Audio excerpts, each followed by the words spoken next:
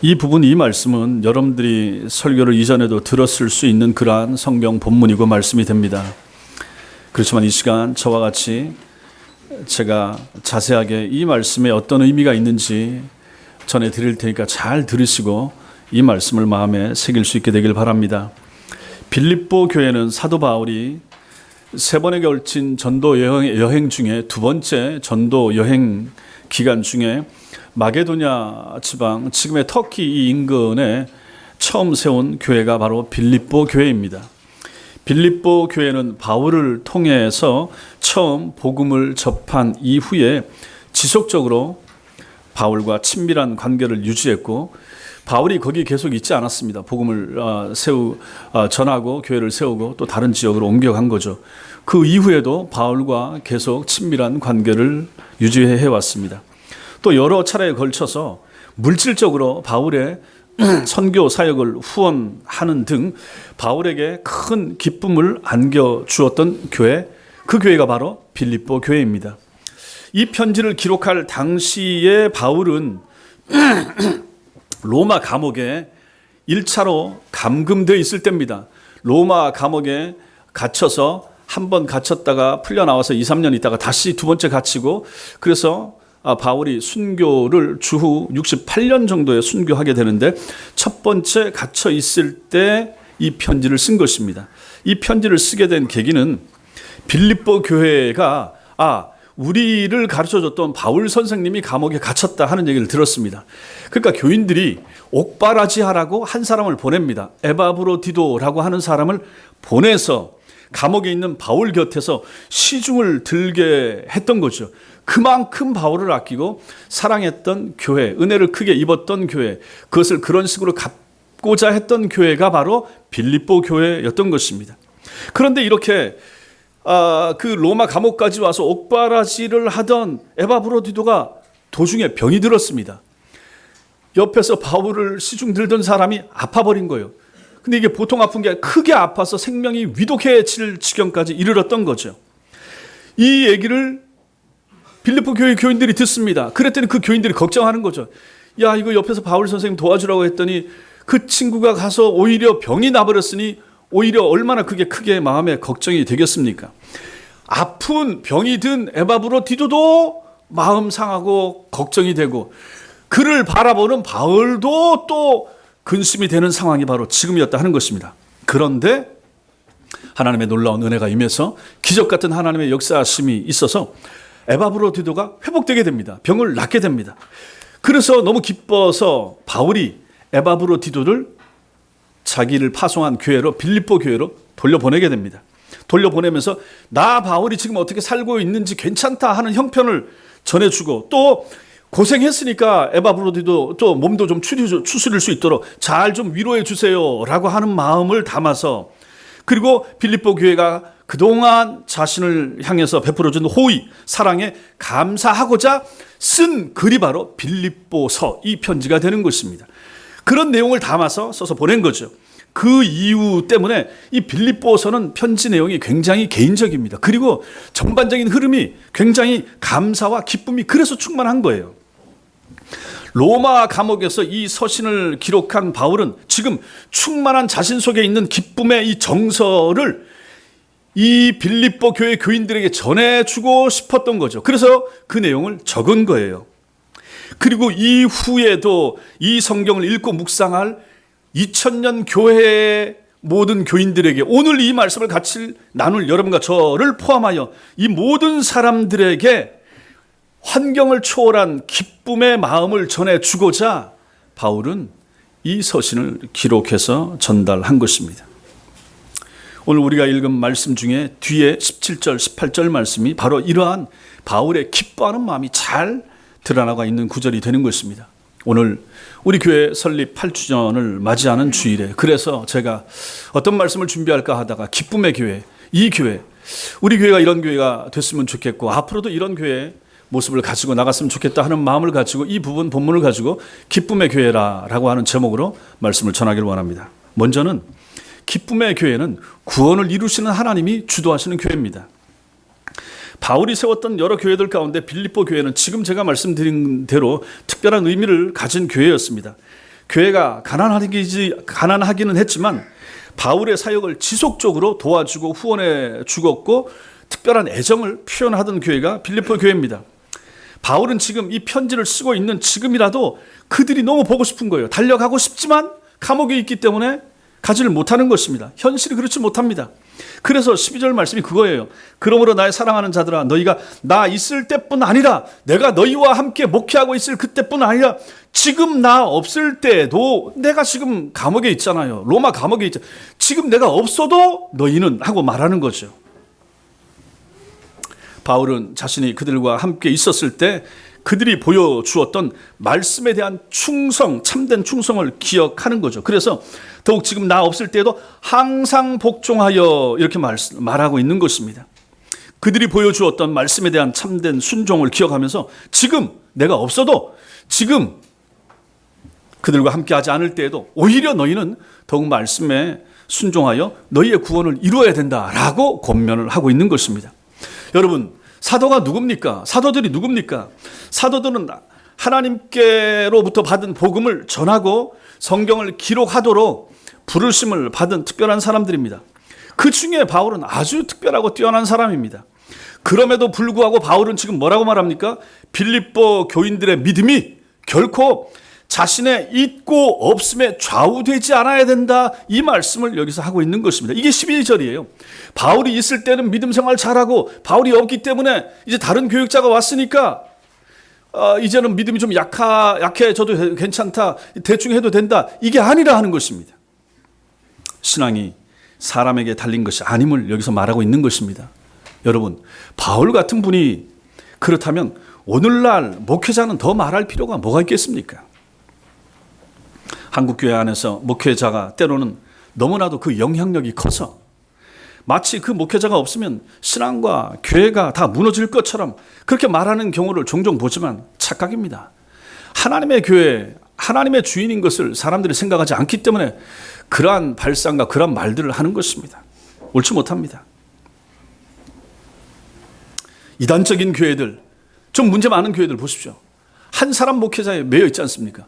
아침에도 그 목회자가 감옥에 지금 악한 짓을, 나쁜 짓을 저질러서 세상 법정에서 형을 받아서 감옥에 가 있는데 그 교회 교인들이 버스를 타고 가서 그 감옥 주위를 한 번씩 돌고 기도하고 돌아온다는 거예요.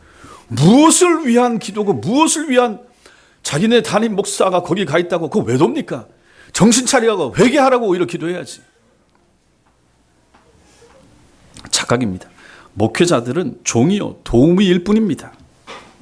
그들은 시간이 지나면 목회자는 언젠가는 목양지를 옮기든지 떠나든지 은퇴하든지 해서 자신이 섬기던 양떼들을 떠나야 할 사람들이 목회자들입니다. 잠시 주님의 양무리를 맡아 목양의 도우미로 섬겼을 뿐이지 언제나 교회를 붙드시는 분은 주 예수 그리스도시다라는 사실을 믿으시기 바랍니다.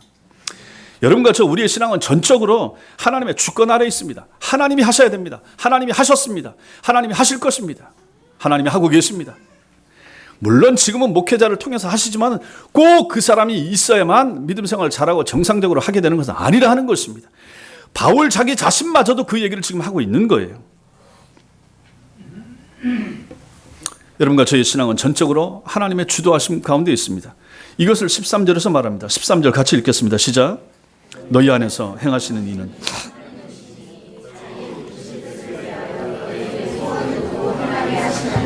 보십시오. 하나님께서 주도적으로 우리 속에서 일을 하고 계신다라고 지금 말을 하고 있는 것입니다.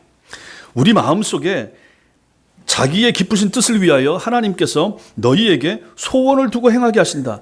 여러분과 저 마음속에 일어나는 선한 소원, 하나님과 하나님 나라와 교회를 위한 선한 소원은 어디서 온 것입니까? 내 속에서 내가 만들어내는 게 아니란 말이에요. 위로부터 하나님의 성령께서 우리 속에 선한 소원을 주는 거예요. 예수 잘 믿어야지 하는 마음 어디서 옵니까? 하나님이 주시는 거예요. 하나님의 교회에 충성해야지 하는 바람직한 생각은 어디서 옵니까? 하나님이 주시는 거예요.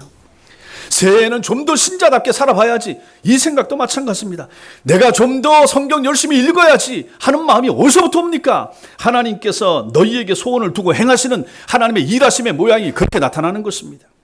내가 좀 새해에는 12월 달에는 기도 좀 더 열심히 해야지 하는 이 선한 마음 어디서 옵니까? 주님이 성령께서 주시는 마음인 거예요. 이러한 모든 선한 소원은 하나님께로부터 오는 것입니다. 성령이 주시는 것입니다. 우리의 구원 누가 이루어 갑니까? 내가 이루어 가는 게 아닌 거예요. 하나님이 하시는 것입니다. 여러분이 잘한 거 뭐 있습니까? 여러분이 하나님의 교회에 충성하고 잘한 부분 뭐 있습니까? 여러분 스스로 힘으로 했다고 생각하십니까? 하나님의 성령께서 어느 시점에 여러분 마음속에 선한 마음을 주셔서 그 일을 하게 하신 거예요. 하나님께 영광을 돌리셔야 되는 것입니다. 이 부분을 13절에서 말하고 있는 거예요. 그리고 바울은 빌립보 교인들에게 12절 말씀처럼 항상 복종하여 두렵고 떨림으로 너희 구원을 이루라라고 권고하고 있습니다. 보십시오. 이 말씀이 얼마나 중요한가를 보십시오. 여러분과 저 우리의 구원이 하나님의 말씀에 대한 복종과 밀접하게 관계하고 있다 하는 말씀을 여기서 하고 있는 거예요. 항상 복종하여가 바로 그것입니다. 하나님의 말씀에 대한 복종이 우리로 하여금 우리의 구원을 만들어내는 것입니다. 그러므로 성도 여러분, 말씀을 흘려 들으시면 안 됩니다. 설교 시간에 딴 생각을 한다든지 졸거나 집중하지 않는 태도가 바로 하나님의 말씀을 흘려 듣는 것입니다. 그 말씀에 대한 복종, 하나님의 말씀에 대한 복종, 항상 하나님 말씀 앞에서 순종하고 복종할 때 두렵고 떨리는 마음으로 우리의 구원을 오늘 이루고 내일 이루고 그렇게 매주 구원을 이루어 가다가 하나님이 우리의 생명을 부르시면 하나님 앞에 서게 되는 것입니다. 이 부분은 마치 우리들에게 구원의 주도권이 내게 있는 것처럼 내가 말씀 잘 듣고 내가 순종해야 내가 구원 받는 것처럼 생각하지만 13절 말씀에서 본 것처럼 구원의 주권은 하나님께 있습니다. 하나님이 하십니다. 구원을 제가 몇 번 말씀드렸습니다. 구원의 시제를 과거, 현재, 미래로 구분할 수 있다 그러면 그것은 신학적인 단어를 쓸 수 있는데 칭의, 성화, 영화 이렇게 말할 수가 있을 것입니다. 하나님께서 과거 어느 날 우리 속에 착한 일을 시작하셨습니다. 앞으로 넘겨보십시오. 빌립보 1장 6절. 빌립보서 1장 6절. 빌립보서 1장 6절 같이 읽겠습니다. 시작. 너희 안에서 착한 일을 시작하신 이가 그리스도 예수의 날까지 이루실 줄 우리는 확신하노라. 이게 뭡니까? 너희 속에 너희 안에 착한 일을 우리 마음속에 복음을 심어준 거예요. 예수 믿을 마음을 준 거예요. 하나님이 착한 일을 시작하신 거예요. 하나님의 영광을 위하여 나가게 하고 예수가 믿어지게 만들고 회심하게 한 이 일을 착한 일을 시작하신 분이 누굽니까? 하나님이십니다. 삼위일체 하나님이 그 일을 하시고 그리고 언제까지 이 일을 하신다고 합니까? 그리스도 예수의 날까지 이루실 줄 우리가 확신한다. 내가 죽는 날까지 주님이 재림하시는 날까지 이 일을 주도하시는 분은 하나님이십니다. 우리의 구원도 마찬가지를 하는 거죠. 과거 어느 날 우리 속에 하나님께서 착한 일을 시작하셨습니다. 우리가 예수를 믿고 어느 순간인가 거듭난 순간이 있었던 거죠. 하나님께서 우리의 믿음을 보시고 그 믿음을 보시고 하나님이 줬음에도 불구하고 그 믿음을 보시고 우리를 의롭다 칭해 주신 거죠. 이처럼 칭의는 하나님께서 죄인인 우리를 향하여 하나님이 홀로 행하신 일입니다. 그 칭의에 근거하여 우리는 오늘 뭘 합니까? 성화의 삶을 살아가는 거예요. 오늘 예수를 믿고 예수를 닮아가는 삶, 거룩을 향해 달려가는 삶을 사는 겁니다. 이걸 가지고 현재적 구원이라 말합니다. 옛날에 내가 회심하고 진정으로 거듭났다면 그때가 과거적 구원입니다. 과거의 구원이 일어난 시점이에요. 그리고 오늘 내가 주님 닮아가고 주님 앞에 바로 서려고 애를 쓰면 오늘 내 구원이 또 이루어지는 거예요. 이것이 성화입니다. 이게 현재적 구원입니다. 그래서 이 부분이 바로 오늘 말씀처럼 두렵고 떨림으로 너희 구원을 이루라라고 현재형으로 말하고 있는 내용이 바로 그것입니다. 오늘 주님을 성화적으로 닮아가라는 얘기죠. 그리고 이 구원은 훗날 주님의 재림 때 부활로서 우리가 영화로운 몸을 입는 것으로 완성될 텐데 이것을 가지고 영화라 이렇게 말할 수 있는 것입니다. 그래서 우리가 교리 시간에 배웠던 칭의와 성화와 영화가 이토록 중요한 것입니다. 예수 믿고 회심했던 그 칭의 되는 순간, 그 회심했던 순간, 그 다음에 오늘 내가 주님 앞에서 살아가는 그 순간, 성화의 삶, 그 다음에 훗날 내가 주님 앞에 섰을 때 영화롭게 변할 우리의 몸, 이것이 바로 구원이라 하는 것입니다. 이러한 구원을 연속적으로 설명을 한다면 구원은 이미 받았고 받고 있으며 장차 받을 것입니다. 이렇게 설명이 가능한 거죠. 그런데 바울은 오늘 이 구원을 두렵고 떨림으로 이루라라고 했는데 이 말은 하나님 앞에서 이 성도의 태도를 설명하기에 가장 적합한 단어가 되는 것입니다. 두려움, 떨림이죠. 그리스도인이 누굽니까? 근본적으로 하나님을 두려워하는 사람입니다. 여러분과 제가 하나님 제대로 믿으면 그 사람 누굽니까? 두렵고 떨림이 있는 거죠. 이것은 막연한 공포가 아닌 거예요. 그냥 밤에 너무 깜깜해서 어두워서 무섭다. 그 무서움하고 다른 거죠. 하나님의 거룩하심과 하나님의 선하심을 알기에 하나님의 살아계심을 믿기 때문에 우리 마음속에서 일어나는 하나님을 향한 경외하는 마음, 이것이 바로 두렵고 떨림의 마음이 되는 것입니다. 이 마음이 여러분과 저에게 필요한 거예요. 바울이 이렇게 두렵고 떨림으로 구원을 이루라라고 권면한 이유가 무엇입니까? 그것은 바울에게 있어서 빌립보 교인들이 하나님 앞에 영광스러운 사람들로 서지 못하는 것보다 더 무섭고 비극적인 일은 없기 때문에 그런 것입니다. 여러분 생각해 보십시오. 자기가 목회했던, 자기가 세웠던 그 빌립보 교회 교인들이 만약에 신앙에서 떠나서, 믿음에서 떠나서 지옥으로 떨어진다면 그 얼마나 비극적인 일이 됩니까? 지옥에서 영원토록 하나님의 진노를 받아야 된다면 바울의 그 모든 수고와 그 희생, 그 섬김, 이게 전부 다 헛되이 돌아가는 거 아니겠습니까? 이것 때문에 이 말을 하는 거예요. 그러므로 이 세상에서 제일 어리석고 불쌍한 사람은 누굽니까? 여러분, 누굽니까? 도대체 누굽니까? 지금 교회 다니지만 두렵고 떨림으로 자신의 구원을 이루지 못하는 그 사람이 제일 불쌍한 사람이 되는 거예요. 아니, 아무리 좋은 교회를 다녔으면 뭐합니까? 아무리 명품 교회를 다녔으면 뭐합니까? 아무리 탁월하고 유명한 목사님 목양 가운데서 그 교회 등록교인을 섬겨서 뭐합니까? 내가 구원을 이루지 못한다면 그게 무슨 소용이 있습니까? 하나님 앞에 섰을 때 나중에 네가 어느 교회를 다녔느냐, 누구에게 세례를 받았느냐, 그게 뭐가 중요합니까? 누가 너 결혼식 주례를 했느냐, 누가 네 아이들에게 유아 세례를 줬느냐, 그게 뭐가 중요합니까? 그 사람이 구원을 이루지 못한다 그러면, 그래서 만약에 하나님의 징계 가운데, 영원한 진노 가운데 지옥 떨어진다면 그 무슨 소용이 있습니까? 그러므로 오늘 구원을 이루는 삶이 그토록 중요하다 하는 것을 여기서 바울이 말하고 있는 것입니다. 베드로전서 1장 9절에 믿음의 결국 곧 영혼의 구원을 받음이라, 이 말을 하고 있지 않습니까? 믿음의 결국 곧 영혼의 구원을 받음이라. 아니, 믿음 생활 30년 50년 했으면 뭐합니까?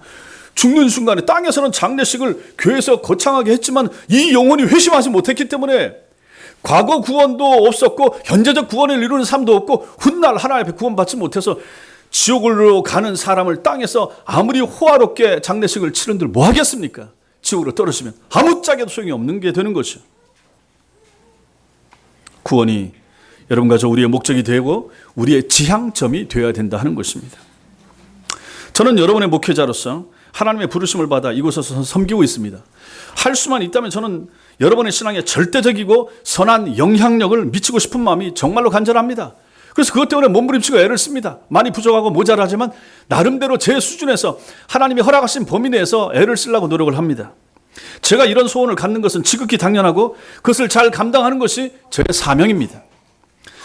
여러분의 신앙은 저를 통해서 진리의 말씀을 듣고 자라나는 것은 분명하지만 한편으로 여러분의 구원이 전적으로 저에게 달려있는 것은 아닙니다. 앞에서 말씀드렸습니다. 하나님이 하신다라고 말씀을 드렸죠. 여러분 각자의 신앙을 주도하시는 분은 13절 말씀처럼 여러분 안에서 일하시는 하나님이시기 때문에 그런 것입니다. 제 입장에서 저는 저와 같이 신앙생활을 하고 저와 같이 예배 드리면서 말씀을 배우는 여러분들 속에 하나님의 구원의 역사가 강력하게 모두가 한 사람도 빠짐없이 다 임해서 그 모든 성도들이, 여기 있는 모든 성도들이 과거적 구원도 확실하고 현재적 구원도 이루는 삶을 날마다 살다가 주님 앞에 서는 날, 그때 저는 없겠죠. 그때 저는 여러분들 각자 이제 하나님 앞에 설 텐데 그때도 하나님 앞에 서고 훗날 제가 먼저 가든지 여러분들이 가시든지 하나님 나라에서 다시 만나게 될 소망, 그것이 제게 있다 하는 것입니다. 그를 향하여 그 일 때문에 저는 오늘도 달려가는 것입니다. 이 말은 한편으로는 저와 관계하면서 혹은 관계없이 여러분의 신앙은 여러분들이 하나님을 바라보고 최선의 경주를 다 하셔야 된다 하는 것입니다. 목회자에게 매여 있지만 매이지 않아야 되는 거죠. 매이는 것도 맞지만 매이지 않는 것도 맞습니다. 제가 없어도 여러분들은 저와 같이 배웠던 그 모든 것을 기억하면서 신앙생활을 하셔야 되는 거죠. 신앙의 자가 발전이 필요한 것입니다. 혼자 성경을 읽으셔야 됩니다. 혼자 기도하셔야 됩니다. 제가 여러분들과 함께 앞장서서 그렇게 하도록 권고하고 이끌고 말씀을 주고 하지만 또 기도하고 하는 훈련도 하고 전도하는 훈련도 하지만 이제 제가 없더라도 없는 순간에도 여러분들은 스스로 그것을 할 수 있는 그러한 성도들이 되셔야 된다 하는 것입니다. 바울이 얘기하는 부분이 바로 그것입니다. 12절과 13절에서 바울은 그것을 말하는 거예요. 바울이 있을 때도 마찬가지고 없을 때도 마찬가지고 구원의 문제에서 흔들지 않는 하나님의 사람으로 살아가는 것이 필요하다라고 이렇게 말하고 있는 거예요. 여러분, 이것은 저뿐만 아닙니다. 여러분들이 다른 교회를 다니게 되고 섬기게 될 때도 마찬가지입니다. 목회자가 너무너무 중요하고 잘 배우는 거 너무너무 중요합니다. 그러나 그 목회자가 없더라도 개의치 않고 신앙생활을 바르게 잘할 수 있는 여러분들이 되셔야 된다는 것입니다. 왜냐하면 신앙의 주인, 우리의 믿음의 주인, 우리의 구원을 주도하시는 분은 하나님이시기 때문에 그런 것입니다.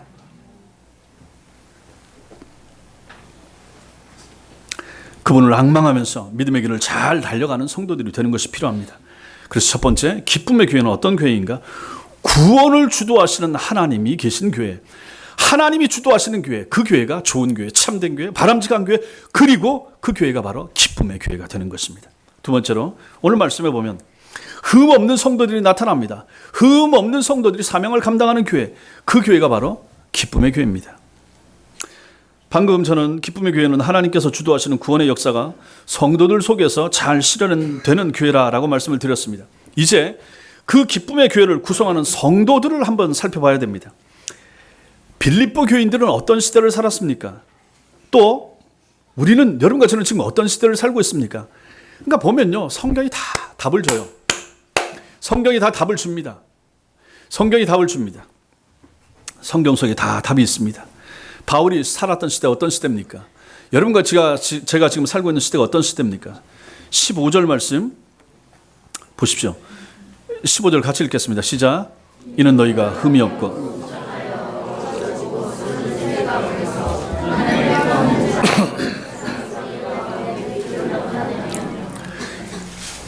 빌립보 교인들이 살았던 시대가 어떤 시대입니까?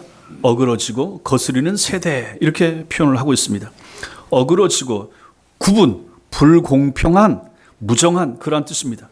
하나님의 법이, 하나님의 말씀이 제시하는 바른 길에서 벗어나서 구부러지고 뒤틀린 세상. 거스르다, 이것은 그르치다, 뒤틀리다, 타락시키다, 그런 의미를 가지고 있습니다. 결국 어그러지고 거스르다라는 이것은 불법적이고 사악하고 왜곡된 그러한 세상의 모습을 알려줍니다. 하나님을 떠난 세상, 불신앙의 세상, 하나님 없는 세상, 하나님 믿는다고 해도 자기 마음대로 살아가는 세상, 그 세상이 바로, 그 시대가 바로 여기 어그러지고 거스리는 세대가 되는 것입니다. 이러한 시대의 대표가 바로 이 말을 하면서 바울의 마음엔 어떤 생각이 들었겠습니까? 출애굽한 이후에 광야 시대를 살아가던 모세 시대, 모세와 함께 살아가던 이스라엘 백성들의 모습을 바울은 생각한 거죠. 그들의 어그러진, 거스리는 모습. 바울 당시의 시대를 구약의 이스라엘이 하나님의 뜻을 거슬러서 패역하게 행하던 모습과 지금 동일시하고 있는 것입니다. 주님께서도 하나님의 뜻을 저버리는 그 당시 세대를 뭐라고 말하셨습니까? 악하고 음란한 세대가, 이렇게 표현하셨잖아요. 또 믿음이 없고 패역한 세대, 이렇게 표현하신 것입니다. 예수님께서 말씀을 전하던 시대도 그런 시대였습니다. 빌립보 교회 교인들이 있던 시대도 그런 시대입니다. 그 시대 한가운데 있었습니다. 어그러지고 거스리는 세대 가운데서 그 한가운데를 통과하고 있는 빌립보 교인들에 대하여 말하고 있는 것입니다. 그러면 성도 여러분, 그때뿐만 아니라 모든 시대, 모든 그리스도인들이 동일하게 어떤 시대를 삽니까? 어그러지고 거스리는 세대를 사는 거예요. 그때로부터 500년이 지나고, 그때로부터 1000년이 지나고, 15세기, 16세기도 마찬가지고, 지금 21세기는 어떤 시대입니까? 여전히 어그러지고 거스리는 세대입니다. 세상 사람들은 전부 다 어그러지고 거스립니다. 다 진화론 얘기하지 창조론 부인합니다. 성경을 거부합니다. 개독교라고 욕을 합니다. 이러한 어그러지고 거스리는 세대입니다. 교회 안에도 마찬가지입니다. 신자들 속에 마찬가지입니다. 신자들 속에 가라지가 있기 때문입니다. 그 가라지들이 어그러지고 거스르면서 하나님 교회 안에 있습니다. 그러므로 교회가 힘듭니다. 그러므로 참된 교회가 항상 아픕니다. 항상 시끄러운 일이 많이 생기는 것입니다. 이런 시대를 사는 성도들과 교회에게 필요한 것이 무엇입니까? 14절입니다. 14절 같이 읽겠습니다. 시작. 모든 일을 원망과 시비가 없이 하라. 여러분, 이 바울이 탁월한 하나님의 사람이 이렇게 우리에게 꼭 이 시대 교회에 필요한 말씀들을 어디든지 열면 이렇게 알려주는 거예요. 그래서 이 시대의 무지한 목회자들도 마찬가지고 하나님의 백성들에게 늘 이러한 바른 가르침을 통하여 이 악한 시대를 사는 성도들에게 필요한 건 무엇인가를 알려주고 있는 거예요. 원망과 시비, 이건 뭡니까? 광야 교회의 열매가 바로 이런 거였죠. 원망과 시비는 구원의 부수적인 문제, 지엽적인 문제 결코 아니라 하는 거죠. 사도는 지금 구원을 이루어가는 삶에 대하여 말하고 있는 것이지 무슨 그리스도인의 윤리에 대해서 강의하고 있는 것이 아닙니다. 그렇다면 여기 나오는 이 원망과 시비가 뭡니까? 이건 구원과 관련이 있는, 깊은 관련이 있는 문제가 되는 거예요. 구원을 이루어가는 여러분과 저 성화의 삶에 있어서 아주 중요한 부분이 뭡니까? 원망과 시비가 되는 거죠. 원망과 시비는 불신앙의 열매입니다. 믿음 없는 사람들의 열매가 원망과 시비입니다. 원망은 뭡니까? 불평하는 태도와 행동입니다. 시비가 뭡니까? 옳고 그름을 따지는 태도와 행동입니다. 이것들이 왜 불신앙의 열매입니까? 왜 믿음 없는 사람들에게서 원망과 시비가 나오는 것입니까? 구약이나 신약이나 사람들이 있는 공간에, 신자들이 있는 공간에 항상 이 문제가 있었던 거예요. 광야 교회를 기억해 보십시오.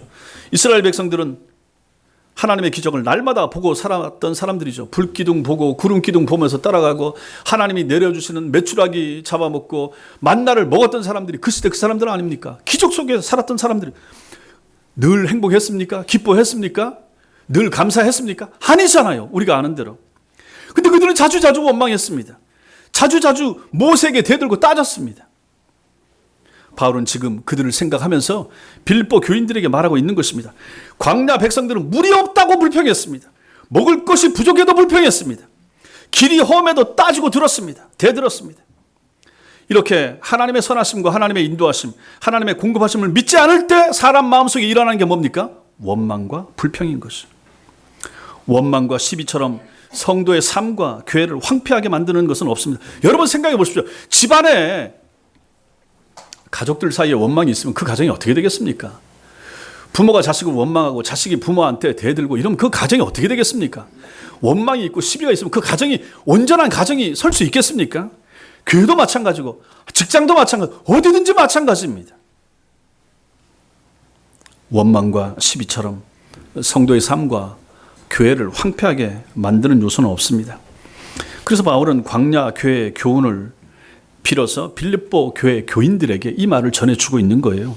모든 일에 원망과 시비가 없게 할 것을 권면하는 것입니다. 그러므로 성도 여러분, 저도 여러분에게 하나님의 말씀으로 권면합니다. 여러분의 삶에서 그리고 교회 생활에서 원망과 시비를 조심하십시오. 하지 마세요. 하지 마세요. 결코 그런 종류의 태도와 말이 여러분의 삶에서 흘러나지 않도록 노력을 하세요. 그것은 우리의 구원을 이루어 가는 삶에 있어서 절대적으로 중요하며 나아가서 교회를 어지럽히고 허무는 결과를 가져오기 때문에 그런 것입니다. 고통스러운 일입니다. 지상교회가 완전한 교회가 없기 때문에 사람들이면 열이면 열, 백이면 백, 왜 자기 생각, 자기 소견이 없겠습니까? 왜 교회가 하는 일에, 왜 목사가 하는 일에 다 마음이 들겠습니까? 그럼에도 불구하고 이런 말씀을 통하여 우리가 하나님 앞에서 생각할 부분이 바로 그거라 하는 얘기입니다. 아니 모세가 하는데도 그 모세한테 대적하고 원망하고 시비를 걸었다고요. 예수님이 계실 때 안 그랬습니까? 그러니 이 땅에 이 부족한 목사들이 있는데 왜 그런 일이 지상교회에 없겠습니까? 그럼에도 불구하고 조심하라 이 말을 해주고 있는 거예요. 바울이 여기서 모든 일이라고 말합니다. 모든 일을 원망과 시비가 없이 하라. 예외가 없다 하는 것을 말해주는 것입니다. 교회나 성도들 향한 여러분의 원망과 시비는 결국 어떻게 됩니까? 구원을 흔드는 거예요. 누구의 구원을? 내 구원을 흔드는 거예요. 내 속에 끊임없이 일어나는 원망과 불평과 시비는 나로 하여금 내 영혼을 황폐하게 만드는 거예요. 여러분의 구원을 흔듭니다. 그 다음에는 뭡니까?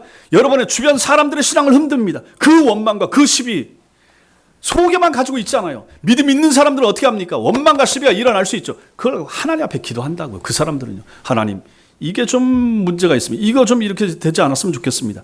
아니면 정당한 루트를 통해서 말할 수도 있고 그렇지 않으면 자기가 그것을 삼키면서 하나님 앞에서 기도를 합니다. 근데 그렇지 않은 사람은 어떻게 합니까? 믿음이 없는 사람들 어떻게 합니까? 주변에 있는 사람들에게 말하는 거예요. 교회의 흉, 목사의 흉, 허물. 이것은 결국 자기한테 안 좋은 영향으로 돌아가는데 사람들이 모른단 말이에요. 이건 참 고통스러운 일입니다. 제가 지금까지 부교육자 생활을 하고 담임 목회하면서 어느 교회든지 이런 사람들 항상 있는 거예요. 참 이것은 지상교회의 연약함이고 지상교회에 가지고 있는 안타까움이 되는 것입니다. 좀 그 사람이 없어지면 좀 괜찮겠다 싶으면 또 다른 사람이 또 그 악한 역할을 왜 그러는 거예요, 도대체? 그 사람들은 또 무지한 사람들이 아닙니다. 아는 사람입니다. 교회 오래된 사람입니다. 힘 있는 사람입니다. 유력한 교회 직분자들입니다. 자기의 어떤 포지션이나 자기의 뭔가를 드러내고자 하는데 남이 보지 못하는 것을 나는 보고 말하는 것처럼 말하는 거예요. 그러지 마시라는 것입니다. 교회는 하나님이 하시는 거예요. 그렇게 구약에도 마찬가지고 신약에도 마찬가지고 어느 교회든지 그렇게 원망하고 시비하는 사람들의 결말을 우리 성경에서 보잖아요. 다 좋게 끝났습니까? 모세에게 대적했던 사람들 어떻게 됐습니까? 물론 오늘날 목사들이 모세나 그러한 사도들은 아니에요. 많이 부족하고 모자라니까 원망할 수 있고 대들 수 있어요. 이렇게 말할 수도 있겠지만 성경의 원리가 그렇지 않다는 것입니다. 가장 먼저는 자신의 영혼에 유익이 없다라고 오늘 말씀이 우리에게 알려주는 거죠. 그리고 주변 사람들의 신앙을 흔드는 거죠. 그러면 교회가 어떻게 됩니까? 교회까지 같이 흔들리게 되는 거예요. 그것을 알기 때문에 바울이 빌립보 교회 교인들에게 그 일을 하지 말라라고 말하는 것입니다. 원망과 시비의 끝은 뭡니까? 하나님의 심판입니다. 이렇게 원망과 시비가 없는 사람을 15절에서 뭐라고 말합니까? 15절에서 흠이 없고 순전한 사람 이렇게 묘사하고 있습니다. 흠이 없다, 이건 비난받지 않는다는 뜻이고, 순전하다, 이것은 불순물이 썩히지 않은 상태 혹은 나무랄 데가 없다, 이런 의미를 가지고 있습니다. 바울은 구원을 이루어가는 삶이 필연적으로 이런 삶을 낳는다라고 말하고 있는 것입니다. 여러분, 오늘날보다 더 교회와 성도들이 이 말씀을 필요로 했던 시대가 또 어디 있었습니까? 여러분은 이 세상에서 욕먹지 않으면서 살아가십니까? 오늘날 욕먹는 예수쟁이들, 신자들, 욕먹는 목사들 얼마나 많습니까? 남을 알 데 없는 삶을 사는 성도가 몇이나 됩니까? 여러분들은 아이고 세상이 그렇지 못해요. 그렇게 사는 거 불가능합니다. 이렇게 말씀하시겠습니까? 그러나 여러분 보십시오. 이것이 사람의 말이 아닌 하나님의 말씀이라는 사실을 여러분 마음에 새기셔야 됩니다. 못할 것을 하나님이 말씀하시겠습니까? 아닌 거죠. 할 수 있고 해야만 하는 것을 하나님이 말씀하시는 것입니다. 그렇다면 여러분, 지금까지는 여러분들이 어떻게 살아오셨든지 이제부터라도 여러분이 하나님의 자녀이고 하나님의 말씀을 듣고 깨달으셨다면 앞으로는 어떻게 됩니까? 흠 없고 순전한 삶을 살기 위해서 노력하셔야 됩니다. 그 사람이 바로 하나님의 흠 없는 자녀이며 세상에서 그들 가운데 빛들로 나타나는 삶이 되는 것입니다. 이런 흠 없고 순전한 삶이 왜 중요합니까? 우리가 말로만 그리스도의 복음을 전하도록 부르심을 받지 않았기 때문에 그런 것입니다. 우리가 전하는 복음에 합당한 삶을 우리가 살아내지 않는다면 여러분과 제가 전하는 이 복음은 다 뭡니까? 거짓말이 되고 이게 뻥이 되는 거예요. 자기는 그렇게 안 살면서, 자기는 그렇게 못 살면서, 자기는 그런 노력도 하지도 않으면서 왜 나한테 이러한 복음을 전해? 왜 나한테 교회 가자고 해? 이렇게 말하지 않겠습니까? 그래서 전도는 실제로는 입으로 하는 것이 아니라 삶으로 행동을 하는 겁니다. 흠없고 순전한 사람들이 빛과 같은 행실을 나타내면 그 결과가 어떻게 나타납니까? 16절입니다. 16절 앞부분 보면 생명의 말씀을 밝혀 이렇게 말하고 있습니다. 여기 밝히다라고 하는 것은 붙들다라고 하는 의미가 됩니다. 바울은 누가 생명의 말씀을 밝혀야 한다고 말합니까? 너희입니다. 빌립보 교인 너희 한 사람 한 사람 성도 개개인 이렇게 말합니다. 생명의 말씀을 밝히는 일, 그 말씀을 굳게 붙잡도록 하는 일은 모든 신자의 책임이라 이 얘기를 하고 있는 것입니다. 세상이 교회로 오지 않는다면 교회가 세상으로 들어가야 되는데 그것이 바로 생명의 말씀을 밝히는 일이 되는 것입니다. 생명의 말씀을 밝히는 게 뭡니까? 전도하는 것이고 선교하는 것입니다. 세상은 교회로 안 들어옵니다. 그들은 안 들어옵니다. 어둠입니다. 어둠의 자식들입니다. 빛을 미워합니다. 싫어합니다. 교회로 안 들어옵니다. 그러므로 항상 교회는 나가야 됩니다. 교회가 가야 됩니다. 교회가 전도들을 들고 복음을 가지고 나가야 됩니다. 교회가 그래서 선교사들을 파송하고 후원하고 기도하는 것입니다. 이것이 바로 생명의 말씀을 밝히는 일이 되는 것입니다. 성도가 삶을 통해서만이 아니라 말로써 생명의 말씀을 밝히기 위해서는 여러분과 제가 전도하고 선교 잘하고 하는 것이 너무너무 중요하고 필요한데 이것이 우리 교회의 사명인데 이렇게 하기 위해서 여러분과 저에게 먼저 필요한 것이 무엇입니까? 복음을 잘 알아야 됩니다. 복음을 정확히 알아야 됩니다. 성도는 여러분과 저는 복음을 설명할 수 있어야 됩니다. 그래서 제가 지금 내년에 어떻게 우리 성도들과 함께 이 부분을 더 준비할 것인가. 우리가 전도하러 나갔을 때뿐만 아니라 주변에 있는 사람들에게, 가까운 사람들에게, 직장 동료들에게 혹시라도 그들에게 예수를 전할 수 있는 필요나 기회가 있을 때 좀 체계적으로 구체적으로 짧은 시간이지만 전할 수 있어야 되지 않겠습니까? 제가 그래서 밴드에다가 얼마 전에 올린 그 내용을 올렸어요.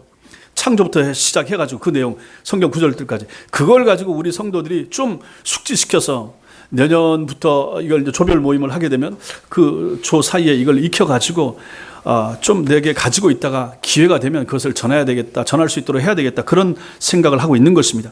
성도는 복음을 설명할 수 있어야 됩니다. 복음을 설명하지 못하는 성도들이 있을 때 얼마나 많습니까? 내가 왜 예수 믿어야 되는데? 내가 왜 교회 나가야 되는데? 예수 믿으면 뭐가 좋아? 라고 물어봤을 때 뭐라고 설명하시겠습니까? 병 고쳐? 뭐 돈 많이 벌어? 뭐 이런 걸로 설명하시겠습니까? 아닌 거죠. 성도는 고민하고 갈등하는 영혼들을 도울 수 있어야 됩니다. 우리 주변에 아픈 사람들, 우리 주변에 방황하는 사람들, 우리 주변에 예수 없이 살다가 죽을까 말까 뭐 고민하는 사람들 있을 수 있지 않습니까? 우리 주변에 그런 가정적으로 힘들고 삶이 힘든 사람들 주변에 많다고요.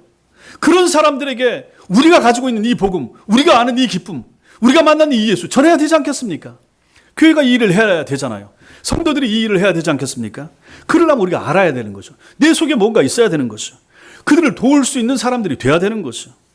사람들에게 어떻게 그리스도인이 되며 그리스도인 된다는 것, 성도가 된다는 것이 뭔지 그 의미를 설명해 줄 수가 있어야 되는 거 아니겠습니까?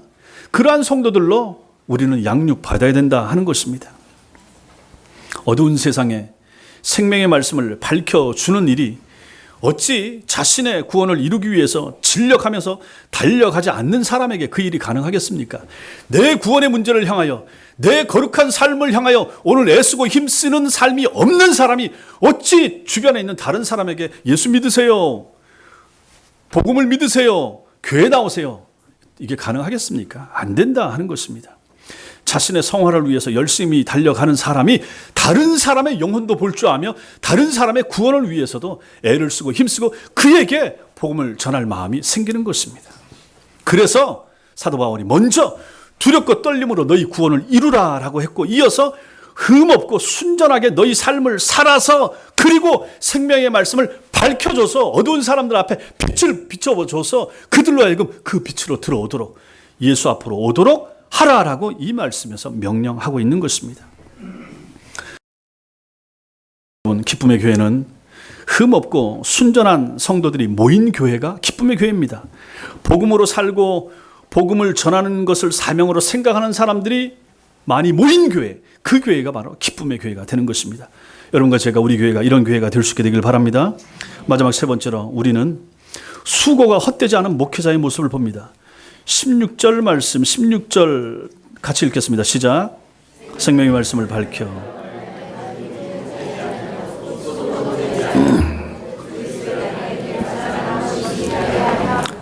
이 말씀도 잘 새겨 들으십시오. 여기 나오는 다름질은 전도자로서의 바울이 자신의 신앙 여정을 운동장에서 경기하는 선수에 비유한 것입니다. 바울은 복음 전파를 위해서 자신의 모든 힘과 열정을 다 쏟았습니다. 이러한 다름질, 이러한 수고가 헛되지 않다, 헛되지 않기를 바란다, 이렇게 말하고 있는 거죠. 여기 헛되다라고 하는 것은 속이 비었다는 거예요. 내용이 없다는 것입니다. 내용이 없고 속이 비었다, 이거 아무짝에도 쓸모가 없는 거죠. 내가 이렇게 헛되지 않기를 원한다. 내 수고가, 내 다름질이. 바울이 하나님의 사도로 쉼없이 충성스럽게 일했음을 여기서 알 수 있는데, 이러한 바울의 헌신에 의해서 양육받은 빌립보 교회 성도들이 세상에서 흠없고 순전한 성도로 드러나고 어두운 세상에서 빛의 역할을 잘 감당하고 또 바울을 통해서 들었던 배웠던 생명의 말씀을 주위에 있는 사람들에게 열심히 전하는 모습을 보여준다면, 그 일을 계속 감당한다 그러면 바울은 자신의 생애는 헛되지 않다. 너희 성도들이 그런 성도만 되어준다 그러면 나는 정말 괜찮다. 나는 정말로 기쁘겠노라. 이 말을 여기서 고백하고 있는 것입니다. 빌립보 교회 교인들을 말씀으로 잘 양육했고 또 그것이 유지되기를 바라는 바울의 이 강한 열망을 여기서 우리는 볼 수가 있는 것입니다. 나아가서 이것은 자신이 주님이 재림하시고 그 앞에 섰을 때 자랑거리가 될 것이라 바울이 이렇게 말하고 있는 것을 한번 보십시오. 16절 끝에 그리스도의 날에 내가 자랑할 것이 있게 하려 함이라. 여기 자랑할 것, 이것은 허세, 허풍, 교만이 아닌 참된 자부심, 정당한 자랑거리를 말하는 것입니다. 말씀으로 잘 양육된 성도가 주님 앞에 서게 될 목회자에게, 바울에게 가장 큰 자랑거리가 되는 것은 너무너무 당연한 것입니다. 저도 마찬가지입니다. 여러분의 목회자로 섬기는 저의 마음도 마찬가지입니다. 주님 앞에 서는 날 저의 수고가 헛되지 않아서 자랑할 것이 있다 그러면 뭐가 자랑거리가 되겠습니까? 제가 목회하면서 앞으로 한 17년 정도 더 할 텐데 그 목회 기간 동안에 제가 자랑거리를 뭘 하겠습니까? 만약에 교회를 하나님이 은혜 가운데 허락하셔서 짓게 된다고 해도 제가 그 건물을 가지고 하나님 앞에 자랑하겠습니까? 아니면 만약 교인 수가 더 늘어난다고 했을 때 그 교인 숫자를 가지고 하나님 제가 이만큼 모았고 제가 세례 준 숫자가 몇 명이고 유아 세례 준 숫자가 몇 명이고 이걸 가지고 자랑할 수 있겠습니까? 말도 안 되는 거죠. 자랑거리가 될 수도 없고 그런 것은 아니라 하는 것입니다. 뭐가 자랑이겠습니까? 둘과 떨림으로 구원을 이루어 가는 성도, 원망과 시비 없이 교회를 섬겼던 성도, 흠없는 자녀로 빛으로 나타나서 생명의 말씀을 바로 전하던 사람, 전하고 있는 사람, 그 한 사람 한 사람, 그 성도, 그 열린교회 교인. 그럼 그 사람이, 그 성도가 제게 자랑거리가 아니겠습니까? 제 자랑은 정말로 그것이어야만 합니다. 저도 이런 바울의 마음을 갖기를 소망합니다. 정말로 헛된 자랑거리가 아니고 정말로 자랑할 것을 가지고 주님 앞에서, 물론 자랑할 필요도 없어요. 왜냐하면 주님이 다 아시니까요. 이미 결사는, 땅에서 결사는 다 끝난 거예요. 제가 죽어서 주님 나라 가면 이미 저의 합당한 상은 하나님이 준비하고 계실 것입니다.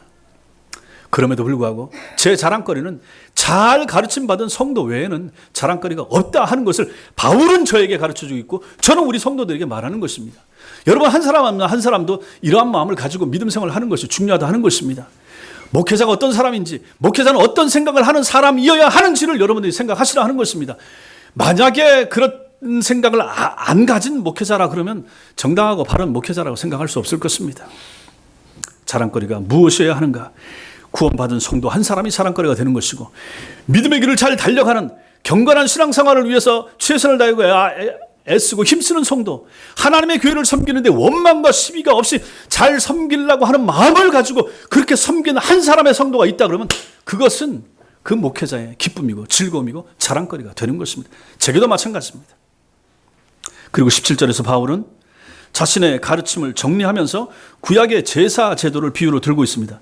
17절, 18절 같이 읽겠습니다. 시작. 만일 너희 믿음의 제물과 섬김 위에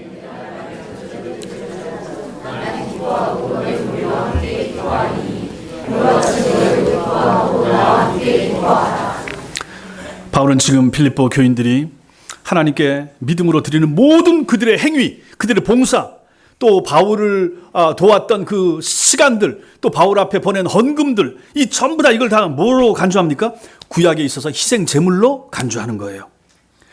그들의 믿음에서 우러나온 이런 헌신과 봉사가 하나님께서 기쁘게 받으시는 희생 제물이 되고 있다, 이렇게 말하고 있는 것입니다. 그런데 그 희생 제물 위에 바울은 자기 자신을 전제로 드린다고 해도 기뻐할 것이다, 이렇게 표현하고 있습니다.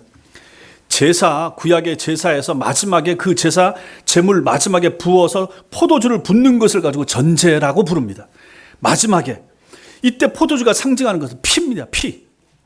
말하자면 제사 드리는 자가 포도주를 그 희생 제물 위에 부을 때 내 피까지 붓습니다. 내 삶까지 부을 수 있습니다 라고 하면서 하나님 앞에 희생 제사를 드리는 거죠.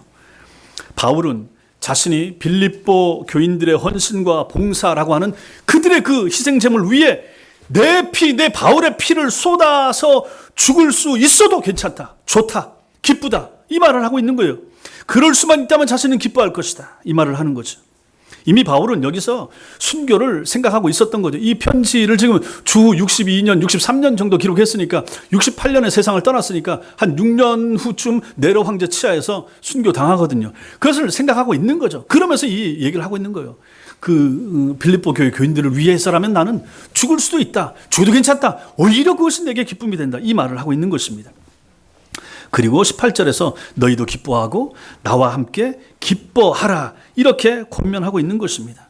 자신의 전 생애를 성도를 위해서 드리고 바친 그런 목회자, 그런 바울, 죽음까지도 필요하다면 드릴 준비가 된 목회자로서의 바울이 이 고백을 하고 있는 거예요.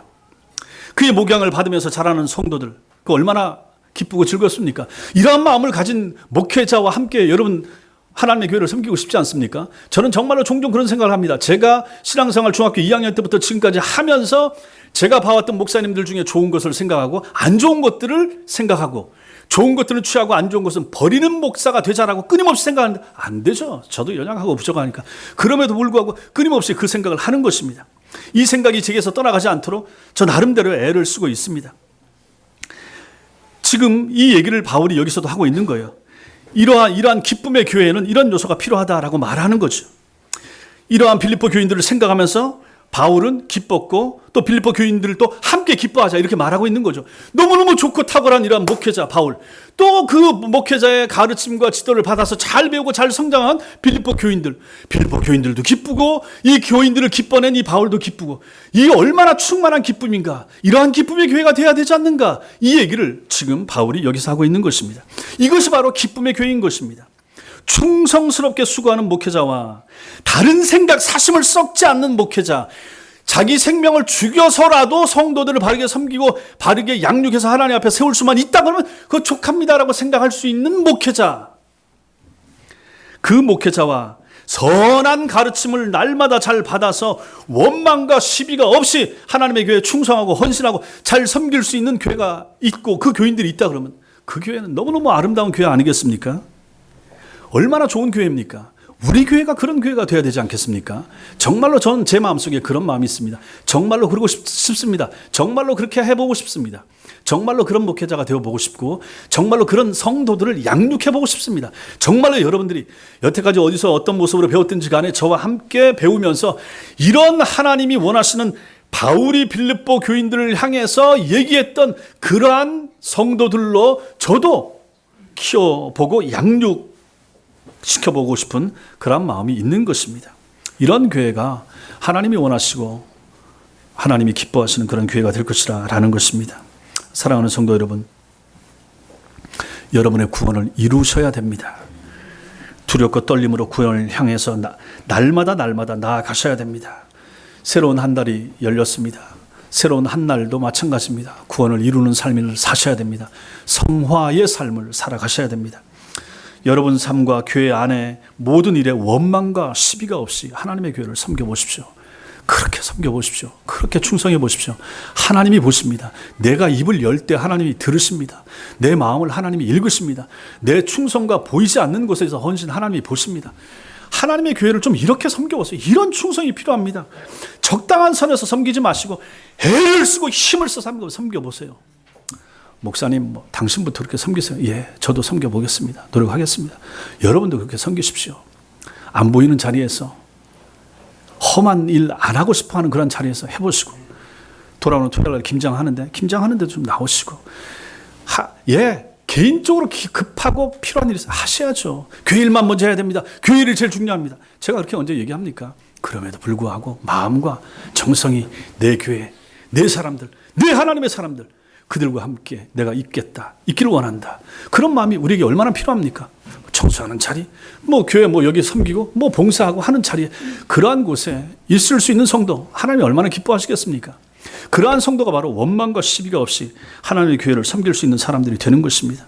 그리고 흠이 없고 순전하여 어두운 세상에 빛을 비추면서 생명의 말씀을 밝히는 그러한 삶을 제발 살아가십시오. 이것을 위해서 여러분과 제가 부르심을 받았고, 이러한 사람들을 위해서 우리가 이 지역에, 서창동 지역에 하나님이 세워주셨다라고 저는 믿는 것입니다. 그래서 여기 와서 6년 반 동안 앞으로도 이 지역을 섬기면서 그 마음을 가지고 섬겨갈 것입니다. 그러한 충성이, 그러한 헌신이 여러분과 저에게 필요한 것이죠. 이 일들을 잘 감당할 때 우리는 하나님의 기쁨이 되고 우리 자신이 하늘 기쁨으로 충만하게 될 것입니다. 이런 성도들에게 하나님이 하늘에서 부어주신 상급이 바로 기쁨이 되는 거예요. 희락. 오늘날 성도들 마음속에 없는 게 뭡니까? 기쁨이 없는 거예요. 원망, 짜증, 불평, 피곤하다, 힘들다, 이것만 있잖아요. 이러한 기쁨은 하나님이 이 성도들에게 주길 원하는 하나님의 상급과 은사가 바로 기쁨인 거예요. 기쁨의 교회는 구원을 이루시는 하나님이 주도하시는 교회입니다.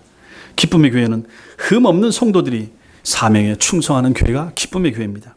기쁨의 교회는 다름질과 수고를 아끼지 않는 목회자가 섬기는 교회가 기쁨의 교회입니다. 우리 교회가 이런 교회가 될 수 있게 되길 바랍니다. 우리 교회가 정말로 이런 교회가, 마지막 때에 이런 교회가 될 수 있기를 주님의 이름으로 축원합니다. 기도하겠습니다. 같이 기도하겠습니다.